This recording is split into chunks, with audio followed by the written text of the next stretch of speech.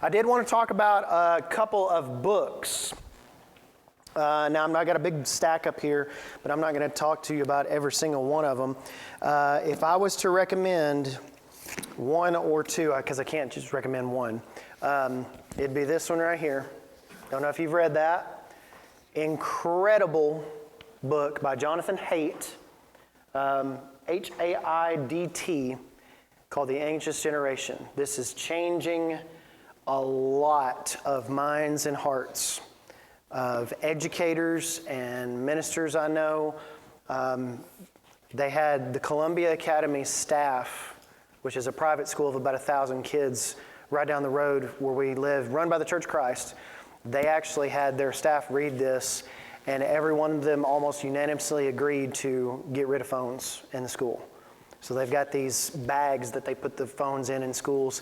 This is changing a lot of stuff, which is great. Grades are, imagine that. You get rid of phones and grades are going up and attendance is going up. And I mean, it's wild to think about. Again, it's kids and devices. So anyways, lots of ideas, lots of really good research in this. Talk about really good research. This one right here, Generations by Dr. Jean Twenge, Twenge. This was an extended study that she did. I think it took her almost a decade to compile all of this, but it is a study, a long-term study. It actually does not have to do with technology per se, but it's all about the differences between the silent generations, which is not the baby boomers, but the ones before that, and how we got, basically the thesis statement is, how did we get to such an over-sexualized society? And she draws out her reasoning of why we think that's the case. And it goes, Twenge, Dr. Jean Twenge. And it is an amazing look. And it obviously translates all over to digital parenting stuff about the pornography epidemic and things like that, and why body image with our young girls and our young boys right now and all this other stuff. It's an amazing look. And it turns out it happened over the course of 60 to 75 years. It didn't just happen since the smartphones came out, although smartphones made it just way quicker and way worse. That's an agreement. But yeah, Generations by Jean Twenge. Let's see here, a couple of really good ones. These are a little bit older, but these are by Tony Reinke, Reinke. 12 Ways Your Phone is Changing You. This is actually, he wrote this a number of years ago, but it's still applicable. This one right here is actually not about digital parenting, but it's about technology in general.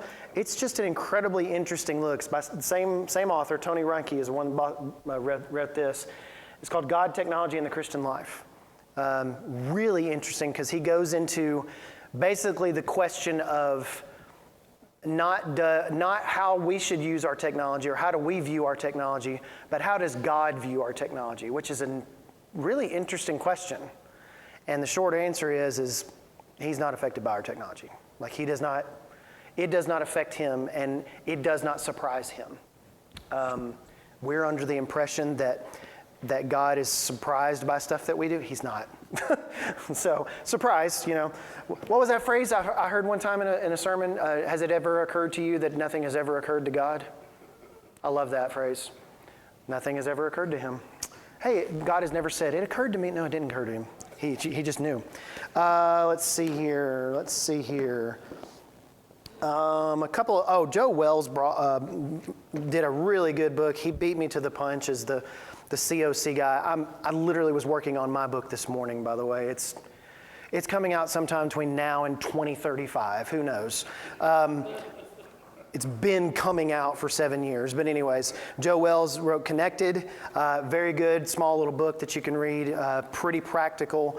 And he has a lot of biblical principles in here that are very, very good. Connected by Joe Wells. And then the last one is really good just for parenting. This was written way before. This was written in 1993, I believe. Raising Self-Reliant Children in a Self-Indulgent World. It's almost like this guy was a prophet. And it's by Dr. Stephen Glenn and Dr. Jane Nelson.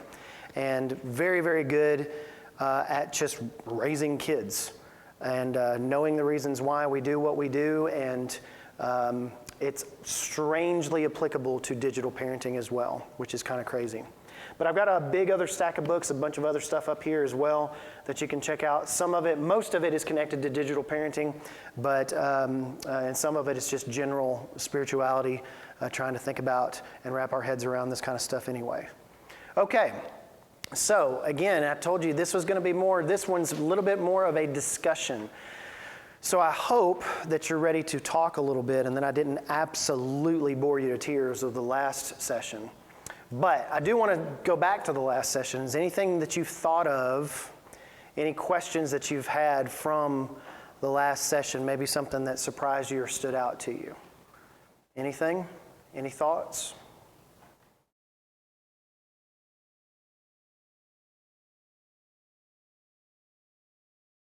Not all at once.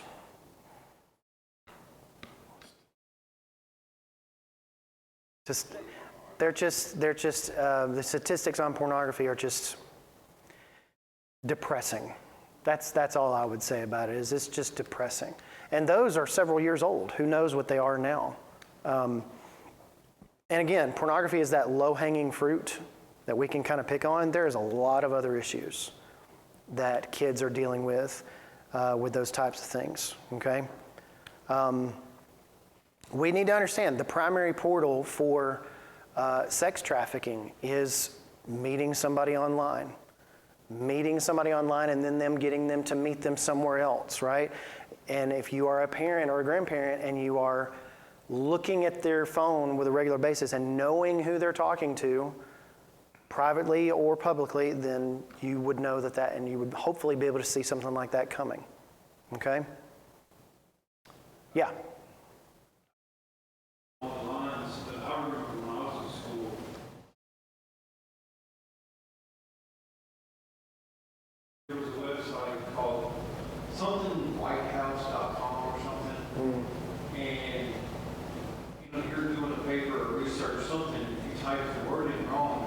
You're automatically on the site. And I don't know if you remember, but when we were in high school, it was a big deal because that wasn't a lot.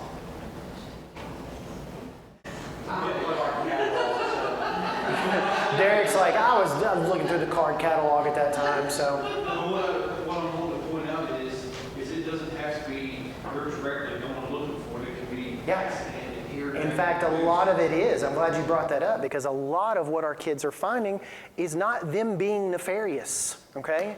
It's not them going, I'm going to go look at something I should not. It's literally them finding something by accident. So that's a very, very good point. I can give you a perfect example. Well, then give me a perfect example. The nails, the press on the nails. Okay. And I can't think of the name of it. And you use those for, you order. But it was like period or a dot or something, and it took you to something Lily, but I can't remember the whole thing. But And that's just internet websites that we're thinking about. Yeah. Yeah, it's just. That's just internet websites that we're thinking about. We've got a whole system of apps that you can download for that stuff now, and all sorts of different things. So again, you've got to think about those things. And that's the reason why, when we're talking about in our third session here, that is the reason why it's going to be important for you to have parental controls set and filters enabled on that stuff. And if you think that you have to be like an IT engineer to figure that out, you don't. They make really good tools that are easy to use today, and we'll talk a little bit about those, okay? Yes, ma'am. You may go into this a little bit too, but I'm learning a lot. I'm seeing, we do a lot of this, and I'm also seeing some holes in what we do where we can improve.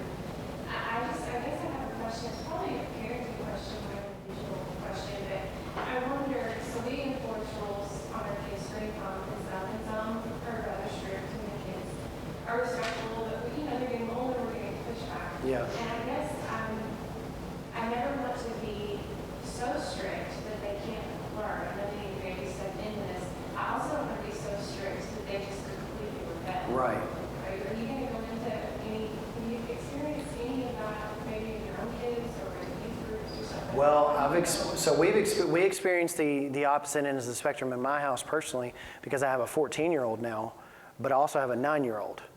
And so it's like, well, we can't set the TV according to the 14-year-old. We've got to set it for the 9-year-old. And so there's a healthy balance there where instead of putting it, almost all of these services, like for instance, YouTube allows you to set an age range. It's either 9 plus, 12 plus, or 14 plus. And usually 14 plus is pretty much everything. So we're probably never going to go to the 14 plus, but the happy medium for us has been setting the 12 plus. And so there's usually on these apps and services, and you've got to kind of dive into all the settings for like Netflix or YouTube or any of the social media networks that you let them use. Most of the time, and I will say most of the time, they will require your child to be 13 to sign an end-user license agreement. They will require them to be 13. So they're not supposed to be on any social media before 13 anyways, technically. You'll see parents all the time that allow their kids to be on social networks before they're 13. But that's not supposed to be the case. But yes, getting back to your question, it has been a little bit of a battle. And when I say little bit of battle, it has been a thermonuclear war on all these kinds of things. Because it's that kind of, well, how come he can watch it? And it's, look, he's 5 years older than you, okay? There's a 5-year difference here, and you can't see this, but at the same time, it's and then we go into the battle of, well, is any of this appropriate that they can see? Like, is there anything? And so it's a constant battle there. And we have, there's a lot of improvements. If I worked at Apple or if I worked at Google, there would be a lot of things that I would ask them why they haven't done yet. And one of the things is how can I cater an experience that's age appropriate for my kids? Parental controls have largely been, across Google and Apple, have largely been afterthoughts. They've only actually recently gotten serious with a lot of these things. And so it is easier today to set those ranges, but I'm not sure I answered your question at all. But at the same time, I'm finding it difficult as well. I'm right there with you. Persevere. Don't, I wouldn't say don't give in, because that's not appropriate, but just, you will never regret letting them have something too late, but you might regret letting them see something too early. Does that make sense? Because you'll always say, I gave that to him too early. But you'll almost never say, well, I'm really sad I waited until he was 16 for that. Nobody's ever said that. And so it's one of those kinds of things where if you're waiting too long and you're like the last parent, I don't want to be the last parent in my kid's class at school to let them have a phone, but I'll be the second to last, right? And it's kind of like one of those things like, you're just not getting why don't I have a phone? Well, you're just not getting a phone. It's hard, very difficult. But that's a great question. And that's a lot of the same lines of a lot of questions that I get on that stuff. It's a great, great question. Mark Zuckerberg's children are not on Facebook. That's correct. Mark Zuckerberg's own children have a hedge built around them, right? I wonder why. Because he knows what's up. And that's not a conspiracy, that's fact. Okay, go ahead. Well, I think you kind of answered your own question. You said if you worked at Apple or Google, you would ask, why haven't you made these precautions? Well, earlier you said they don't care. This is their thing. It's the parent's job to worry about it. What are, and we'll talk about this here in this session especially, and I've got this question, but what are they concerned with? Are they making money? Are they in the black? Are their shareholders happy? Oh, guess what? They don't care about me and you. And again, I know that's a really coarse way to put it, and it's a really kind of insensitive way to put it, but these are mega billion-dollar companies. And we are entrusting them with our data. They're in politicians' pockets. The supposed legislation, and I will tell you, okay, so the only thing that actually happened that actually could hurt something like a Facebook was the cases that happened back in, I believe, March or April. There were 2 cases that were happening. Did y'all see anything about this? There were 2 cases that were happening against Meta, YouTube, and I forget Instagram. I think it's Instagram too. They lost these cases. and they had to pay something like $30 million, which $30 million to them is change from the couch, okay? I mean, that's literally what it is. So the financial hit was not substantial, but the precedent that it set was substantial, because those cases are going to become a precedent for 1,500 other cases that are on the docket right now. And so maybe what we will see is actually the first fundamental change in how Facebook is marketing itself to us, how Facebook uses its algorithm against us, uses its our own data against us, and things like that. This is not like tinfoil hat conspiracy stuff. This is actually really stuff that is happening every time you get on one of these social networks. And you know what? That's a great segue into our discussion. Okay? We'll start off with something a little bit less doom and gloom here. I'm going to give you a couple of phrases. I asked kids, this was several years ago now, but I asked a couple of kids at Graymere in a youth group, I said, what is the first thing that comes to your mind when you think of Facebook? Okay, here's some of the responses I got. You ready? That's where my dad goes to complain about stuff. Kid didn't even hesitate. He went right to it. And guess what? He was right. Because that's where his dad just nonstop complaining, railing against politicians and local government and all sorts of stuff. Never has anything positive to say. Well, I said, take that back. I don't like to use the word never. Most of the time does not have anything positive to say about anything. But he was right. That's where his dad goes to complain about stuff. Okay? This one's funny. It's where my mom tags me in photos I don't want anyone to see. This girl's mom has older photo books, and she would scan them and just throw them on Facebook. She's like, Mom, you cannot put that photo of me in the bathtub when I'm 4 on Facebook. You can't do that. Yes, I can. You're so cute. You know, it's just like, don't really understand. But this next one's really funny. It's mainly for old people, like my mom and my dad, and my grandpa writes on it in all caps, okay? Now, there's two funny things there. Number one, it's mainly for old people. His parents, y'all want to take a guess at how old his parents were? This was a 12-year-old kid. 36. His parents were 36, and I'm like, they're not old yet. They're not old yet, are they? But then why do people write in all caps sometimes? First of all, what does it mean to write in all caps? It's yelling, right? You're yelling something if you're writing in all caps. Well, why do older people, not to pick on y'all or anything, but why do older people write in all caps sometimes? So they can see it, okay? Because them little words are hard to see. But it's really funny because you'll get these reactions to a photo of our new niece, and oh, such a sweet, wonderful baby, and you're so blessed, and I can't wait to meet her. You know, it's just like, she's yelling on this, and it's just funny. It's just funny. So I thought I'd begin with something a little bit funny to give us a little bit of a laugh before we get to something pretty serious. I named this the social dilemma for a reason, because I think what we've got here is an intersection of, I really get this vibe that a lot of people are really tired of social media.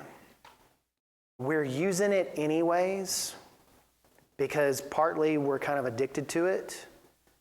Partly we kind of need it in some places to communicate and to get news. But I feel like I'm getting this vibe of that everybody's just really tired of it right now.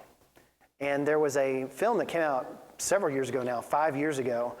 I would not invite you to watch this with your kids, but this was something that came out on Netflix. It's called The Social Dilemma. And it was the creators of Twitter and Instagram and Facebook, some of them that had worked on those apps, worked at those companies, that were talking about things that had gone on. I highly encourage you to watch this. It is interesting at the very least and disturbing at the worst to listen to what some of these people say about this. And the dilemma that we find here, and the reason why I called this session The Dilemma, is because I think we see the value of these technologies. I think we see the value to connect to one another and to get news and to, frankly, get entertainment. There's a lot of entertainment value on these platforms now. But the dilemma is how is it controlling us? What is it doing to our heart? Like I was talking to the kids last night. What is it doing to our hearts and our minds and our souls? I don't think we think about that enough. Here's the discussion question I have for you today as we keep going. This is a journalist would call this a leading question, okay? I'm trying to lead you into an answer, okay? But what's wrong? What do you think is wrong with social media? Anybody? Comparison. That's one of the number one ones that I hear. And I assume that you're meaning comparison, you mean it's the comparison game we all play. We look at somebody's perfect life and they've all got it put together and they're successful and they're beautiful and they have a beautiful house and white picket fence and 2.3 kids and all these other different things, right? They have the exact life that everybody's supposed to have, right? The problem is that hardly anybody has that kind of thing going on, right? And so it gives you this comparison game of whether it or not it be, for me, it's kind of like a temptation to look at how good are my kids doing at sports? Why is my kid not this smart as this kid? And why is my family not living in a bigger house than they are? Just all these comparison type things. Well, for a teenager, what would that comparison look like, you think? What do you think? That's good looking. I don't have the body that she does. I don't have the body that he does. Right? What else? What? Dating. Dating? Like what? Like, give me more on that. Why don't I have a girlfriend? Why don't I have a boyfriend? Why aren't I in a relationship like that at 13 and a half years old, right? My goodness, right? Maybe likes on their posts. Okay. If I don't hit this threshold of likes, post is coming down. Did you know kids are doing that? They'll post something, and if it doesn't get a certain amount of likes that they want, they'll just delete the post. Okay. I don't know why, but that's the approval. They're seeking that type of approval. What else? Give me one more.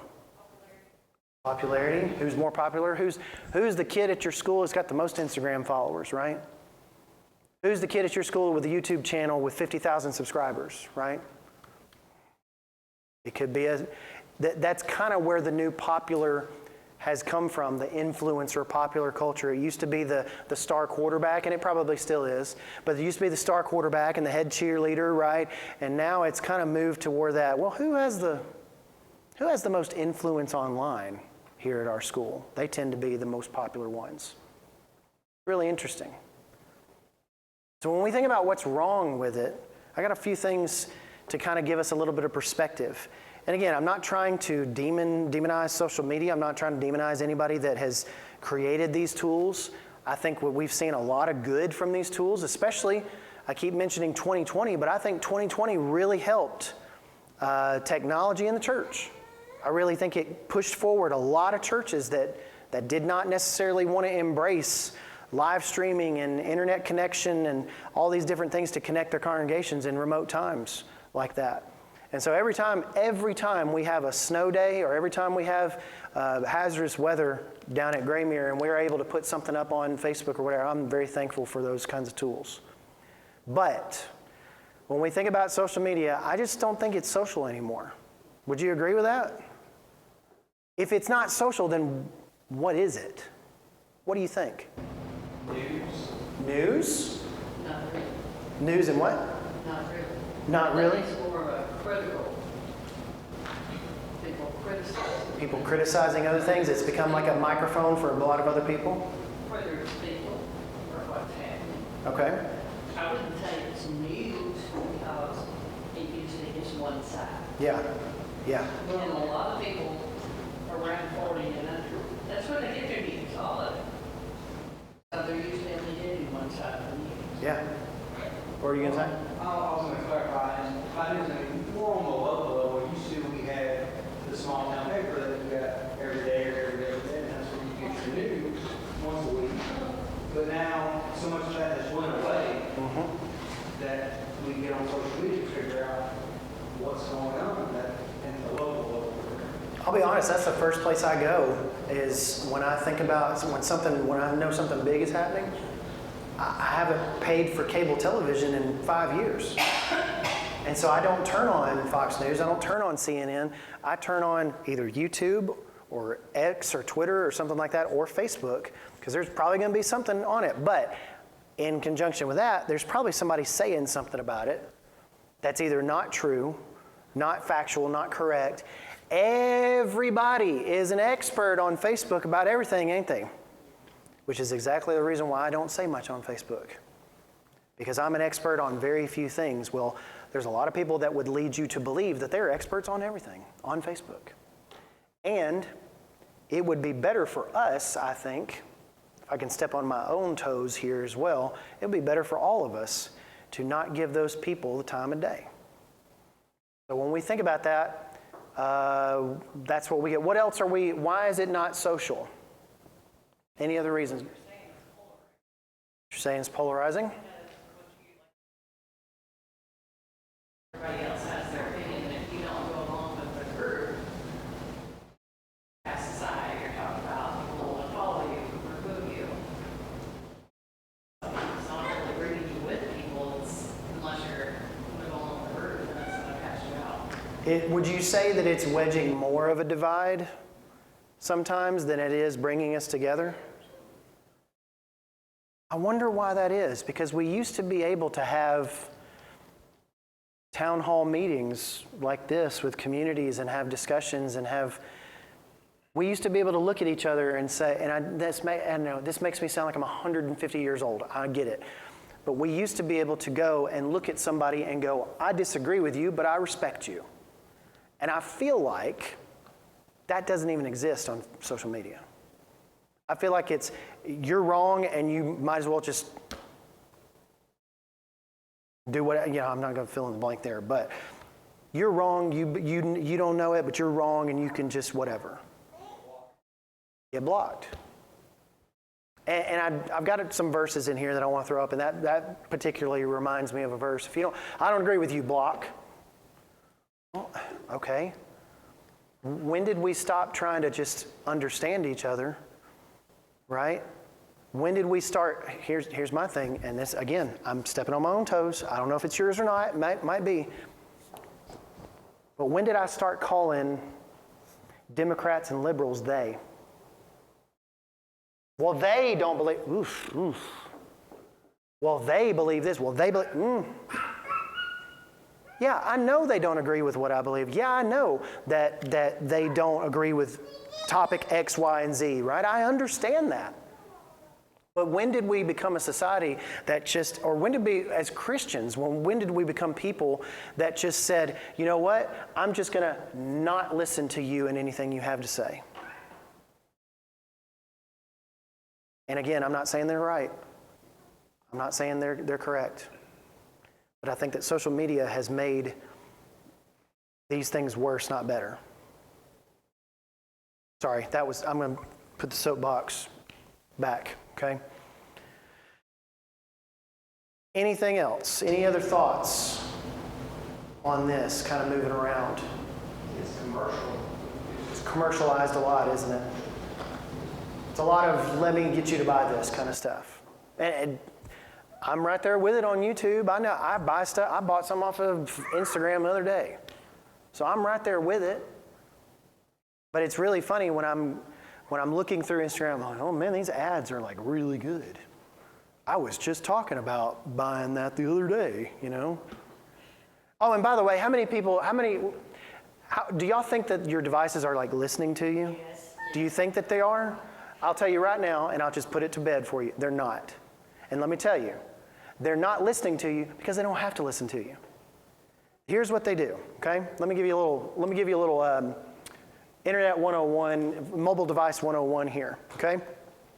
I asked, who's the gentleman? He drove a black Tacoma up here, and I was watching him. He was one of the first people here, and I was outside of my car, and I saw him drive up in a black Tacoma. And I thought, I've been looking at black Tacomas on Facebook Marketplace. I've been looking at black Tacomas on whatever it is, car dealership, because I'm looking for a black Tacoma, okay? And so when he gets out of his truck, I say, hey, how you doing? Hey, you like your black Tacoma? And we'd start talking about it and everything like that. Well, my device did not have to record anything of my voice of talking about that. It could have, but it's not going to. But it knows in proximity to his device, it knows that I'm 20 whatever feet away from him right now. It knows that the proximity that he owns a Tacoma, that I've been searching for Tacomas, and it's going to show us, it's going to connect all these dots that you don't see. And that's just one example. That's just one example of an item we've actually been actively searching for. What other things have you been inactively searching for or inactively looking at? Or you stopped on one of those short videos for 5 seconds too long, and it's got that data of, whoop, they're looking at this now. All of these connected, they don't need to record your voice. They don't need to record your thing because they already know a ton about you. Now, if that's scary to you, then I'm right there with you. Because that's a little bit disconcerting to me that they have so much of my data that I probably didn't even have to ask him about any type of Tacoma stuff, but now it's got us connected in that one little data point of a way. Very interesting. Sometimes we'll come home, when we were in church at 6, his phone would come on about 5:30 and tell him traffic was light to this address. But it's picking up routine, it's picking up a pattern. But it knows. It knows where you're going. It knows that he's gone to that place 16 times in the last 16 weeks. So it's going to say, I think that's a pattern. I think he's going to try to go there. But yeah. And so it has built up this incredible profile of you online. Now, all this context and all this stuff, how do you think that this is affecting our kids and our grandkids?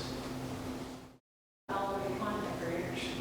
They all want to be content creators. You know, I was reading something about that today. YouTube personalities have become the number one thing for kids ages 8 to 12.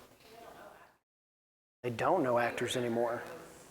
You know this actor, you want to be an actor and actress. Now they're just like, how do I make my content get more likes? Yeah. Influencers. Unspeakable. Who's that? James. Oh, yeah? Every one of them shipped to sent to the Middle East. But it's like, that's the kind of, now I will say, is it all bad? No, it's not all bad. There's a guy named Mark Rober that my kids watch. He's a science guy. He does all sorts of cool science experiments, real creative and things like that. He's really super popular, and for good reason, right? Mr. Beast, super popular for good reason, because he does a bunch of crazy stuff and has a camera while he's doing it, okay? And so that is the number one. Did you know that YouTube is the number one, it's preteen and teen app that kids are using right now? It has overtaken, the YouTube app on your television has overtaken Disney Plus and Netflix to be the number one used app on your television. YouTube is enormous. 77 gigabytes of video are uploaded to YouTube every minute. It is enormous. Now, you look at all that stuff and you say, well, YouTube's not, why are we talking about YouTube? YouTube's not social media. It absolutely is social media. It may not be the conventional look of social media, but it is absolutely social media, because what you'll find is a lot of kids, I saw it last night actually, there were some kids out here, they were watching, when I walked up, they were watching what? A YouTube video. 2 or 3 of them. And it wasn't inappropriate, it was just they were watching something on YouTube. It is a huge thing for kids. Okay? All right, let's keep going. I know we can talk forever on this kind of stuff. I want to kind of give you some insights and thoughts, just some things to think about, especially when framing social media around like the usage that your kids and your grandkids are going to have. I don't know if you've ever seen the sign-up page for Instagram, but the literal tagline on it says, "See photos and videos from your friends." But yet only 7% of the interactions on Instagram are with your friends. What is the other 93%, you think? Maybe ads, yeah. Other content, like either generated content or content that is ads trying to get you to buy something, or influencers, or funny stuff, or you search for it, right? But I got to thinking about that. I was like, I rarely see actually my actual friend. You have to go purposely and see your friends' photos and stuff like that on purpose. Because they know that they're going to make much more money. They're going to hook you a whole lot better if you just see all those ads and stuff. Very interesting. So I put this together. The distance is growing between what people want and what they're getting with social media. They're not getting back enough as they used to, and they're feeling, I believe, at least I am, feeling manipulated in a certain way, feeling taken advantage of. This was a New Britain Project poll from last summer. 2/3 of kids 16 to 24 that say they think that social media does more harm than good. 16 to 24-year-olds. That's some pretty interesting self-awareness. Half of kids 16 to 24, same group, said they spent too much time on it when they were younger. 3/4 of kids 16 to 24 say the government needs to have more protections in place, which again, don't hold your breath. I don't think it's going to happen. Now again, this was in Britain, this was in England, so maybe it's a whole different story over there, honestly, with EU protections and all sorts of different regulations that are happening over there.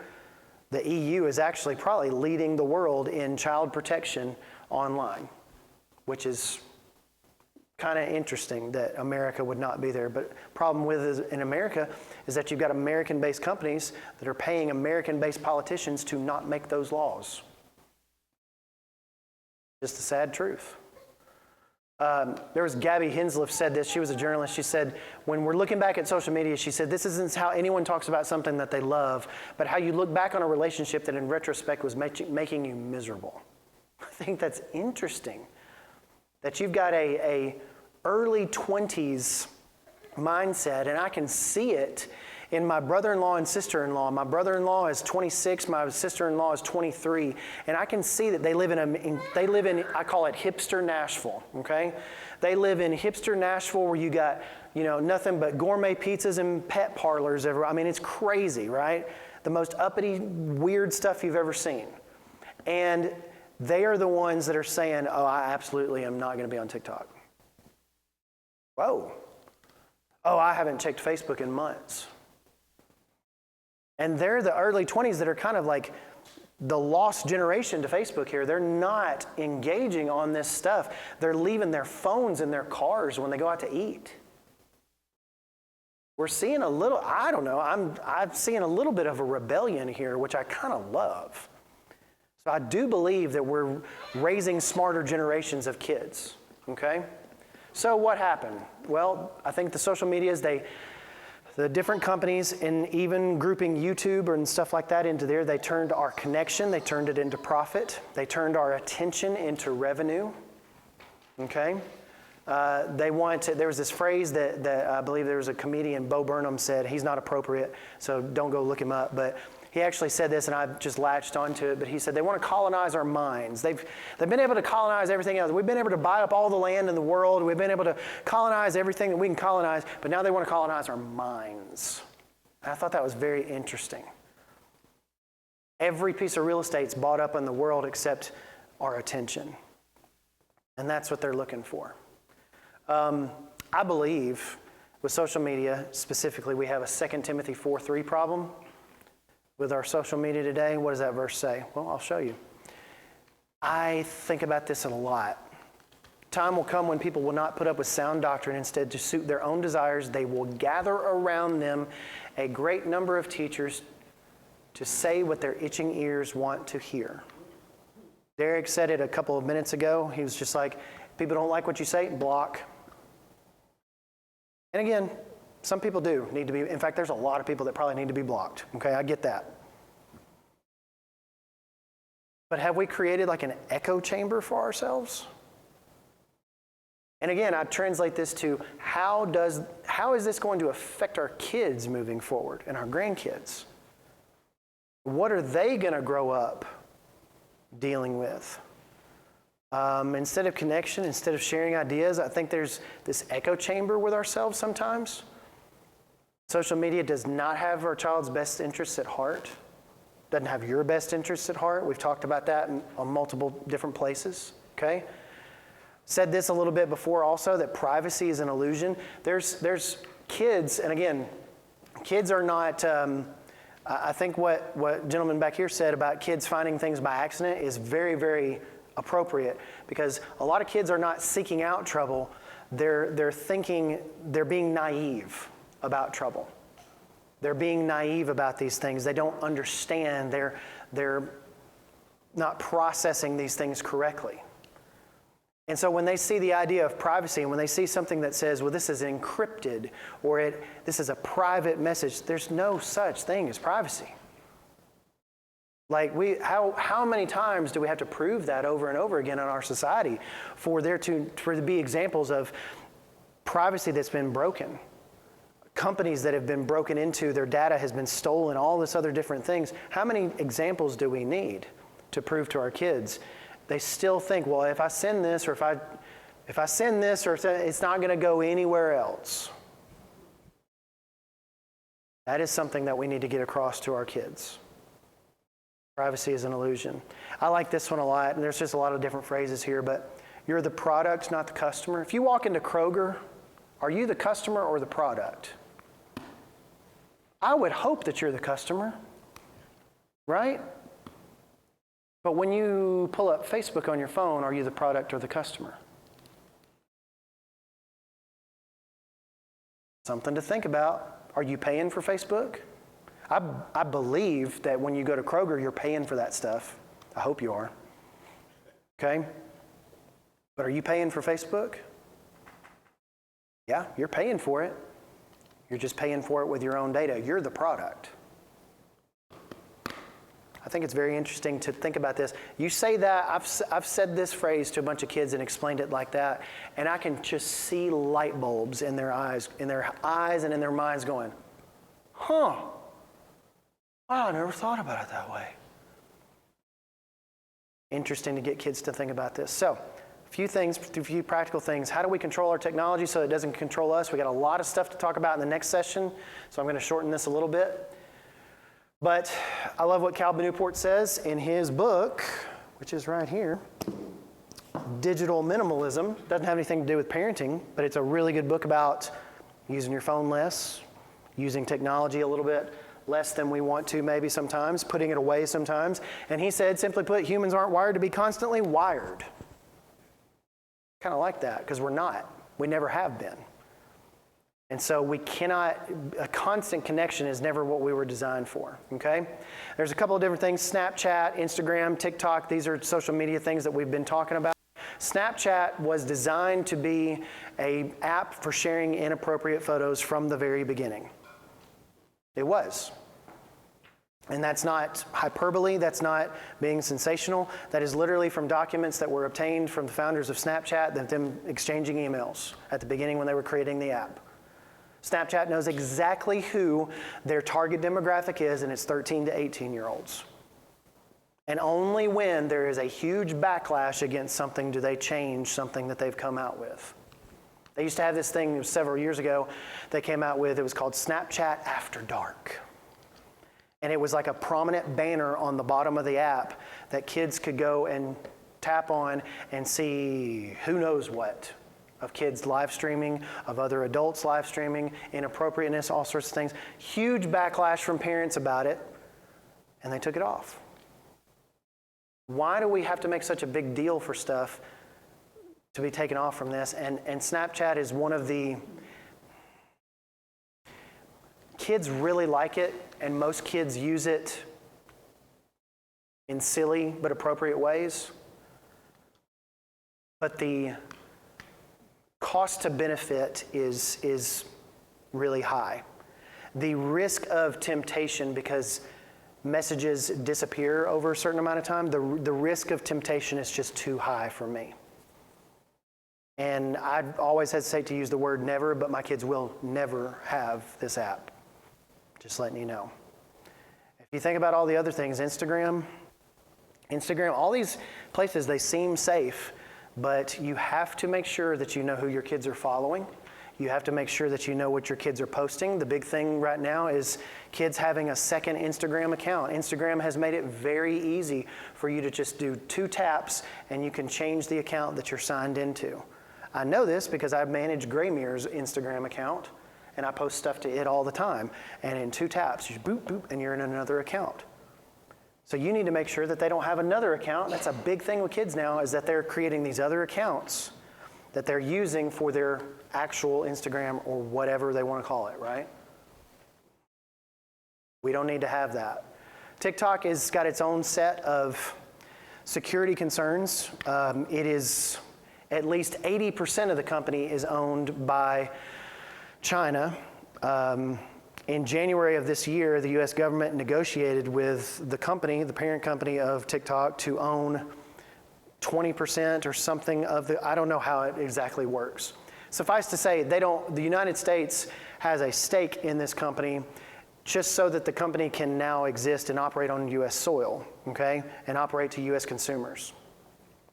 Still owned by China, still owned mostly by this company out of Singapore, okay?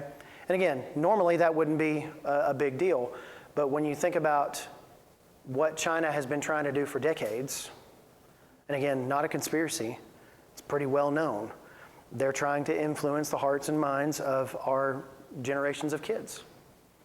And again, I'm not trying to point and say TikTok, everything on TikTok is bad and awful and stuff like that. There's plenty of entertainment value on TikTok, okay? But TikTok's where TikTok's strength is in their algorithm. They have a pretty amazing algorithm that is very, very good, much better than all the others actually, at knowing what you want to see next. And so for kids, that's incredibly powerful.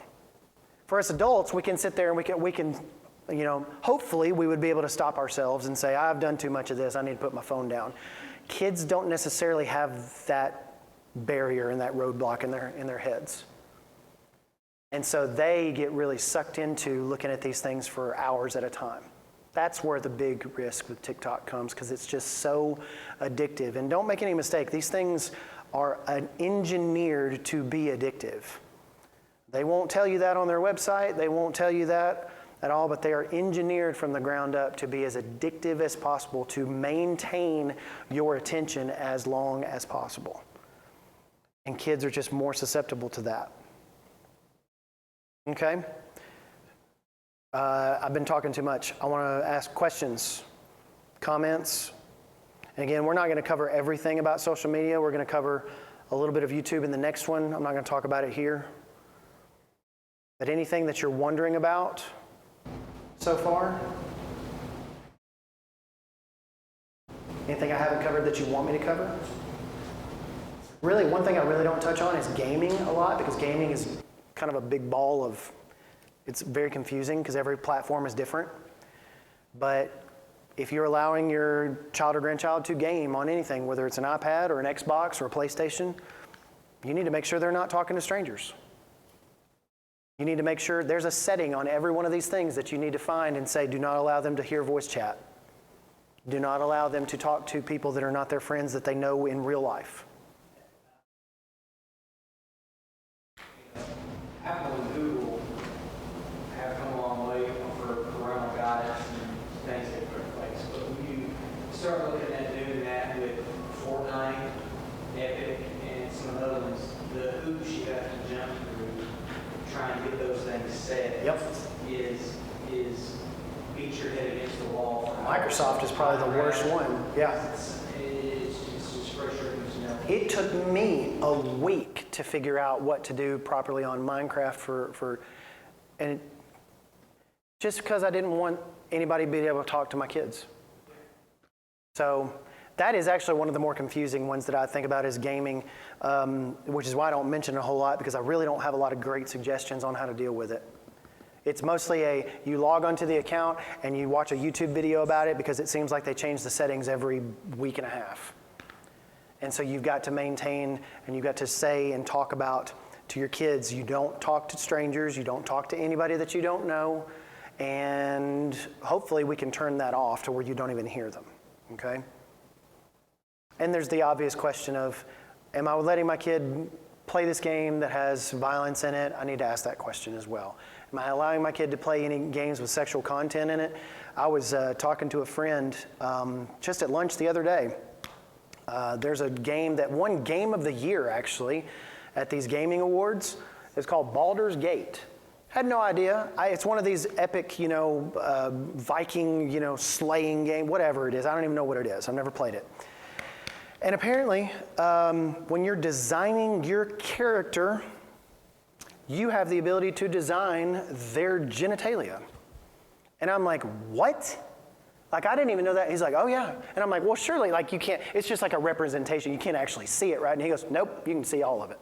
And I'm like, in a game? Yeah, it's rated T for teen for a reason, but at the same time, it's like, I'm not going to allow my 14-year-old to play anything like that. So that was a little bit of an eye-opening to me. So, okay, we're going to take a break here. This is a lot of the stuff that we're going to talk about in the next session, so I'm not going to get into this. Yeah, there it is, right there. So we will come back in about 5 minutes for device control, and we'll talk all about that here in just a few moments. Okay, thank you all very much.